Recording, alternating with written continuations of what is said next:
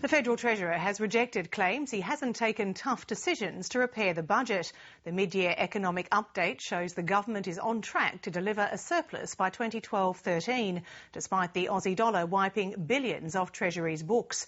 Wayne Swan says it's a set of numbers that's the envy of the world. But for the opposition and some economists, today's figures are a sign the government hasn't cut back hard enough on spending. From Canberra, Susan McDonald reports. And you can see what For the Treasurer, it's a set of numbers to be envied. Australia remains ahead of the pack. Our economy is already streets ahead, and this is actually quite remarkable. In his latest budget update, Wayne Swan's revealed the deficit will be larger this year at $41.5 billion. And he's confirmed the budget is on track to be in surplus in the 2012 financial year by $3.1 billion, a slightly smaller figure than forecast before the election. We are in very good nick, and that's despite the fragilities in the global economy and, of course, the high Australian dollar.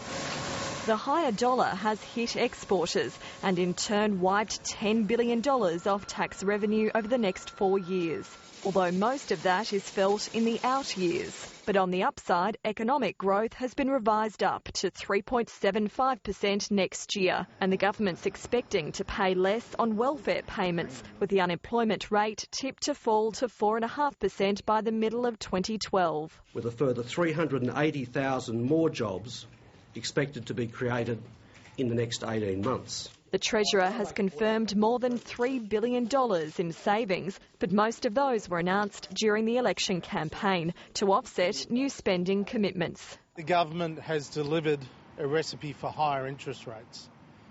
The government lacks ticker. It lacks courage. The opposition has led the push for more aggressive cutbacks, and economists have echoed their calls, with inflation a potential danger ahead. The net policy change is zero.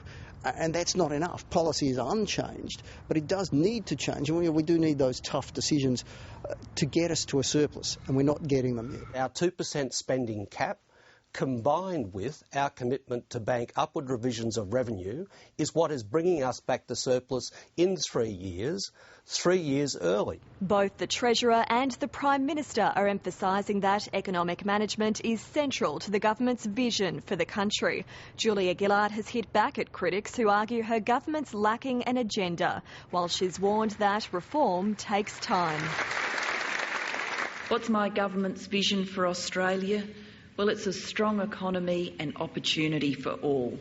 That's really it in a nutshell. In 5 years, in 10 years, I want our economy to be strong.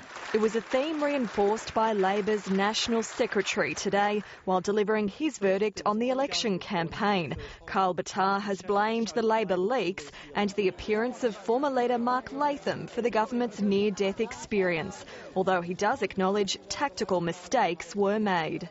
Amongst them, the announcement of the Citizens' Assembly, the way the real Julia story came across, and the Epping to Parramatta rail announcement. But he also says the party suffered from voters having unrealistically high expectations of Labor in its first term. People's expectations were well beyond what any government could deliver. This is often a problem for progressive parties, good progressive parties, that come into office after a long stint of coalition government, Conservative coalition government. The Liberal Party's Federal Director Brian Loughnane will deliver his verdict tomorrow. Susan McDonald, Late Line.